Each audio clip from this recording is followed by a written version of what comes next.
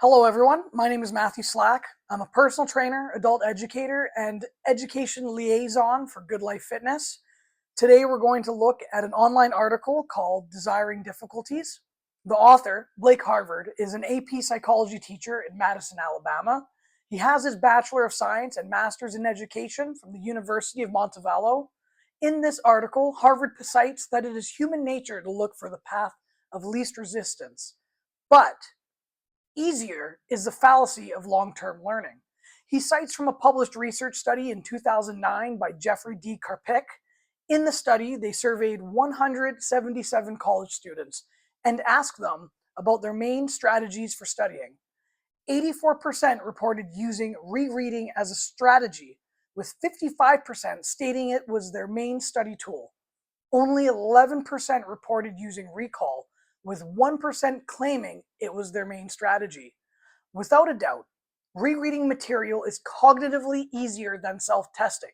These students fall into this fallacy and associate more time spent studying with better studying, what Nelson and Leonesio termed the labor in vain effect.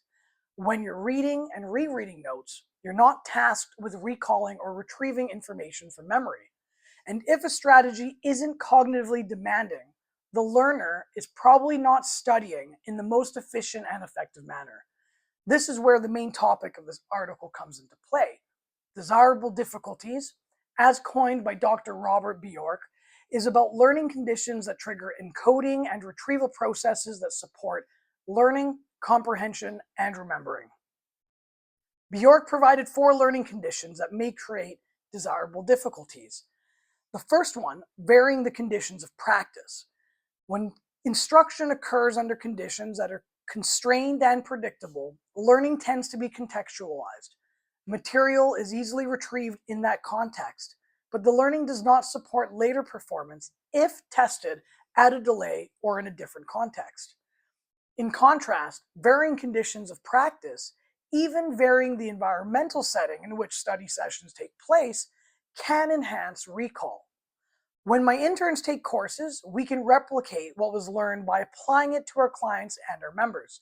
The change in scenarios when using clients as case studies will allow recall in a different context, leading to enhanced learning and memory. The second condition, spacing study or practice. Mass practice supports short-term performance, whereas spacing practice supports long-term retention. I can utilize this condition through spaced out non-formal training and development workshops that reiterate similar content and learning outcomes throughout a paced schedule. Each reiteration will help develop long-term retention for the learners. The third condition, interleaving practice and instruction. Interleaving separate topics or skills is a way to introduce spacing and other learning dynamics. Having to resolve the interference among the different things under study forces learners to discern differences among them, which then foster both retention and transfer. I currently use this condition when running intensive workshops for continuing education. The multiple learning concepts in the courses interleave during instruction. I don't focus exclusively on one concept or skill. I alternate between relatable concepts so learners can connect the dots and see how everything is related. The fourth condition, generation effects and using testing as learning events, which refers to the long-term benefit of generating your own answer or solution versus being given the answer.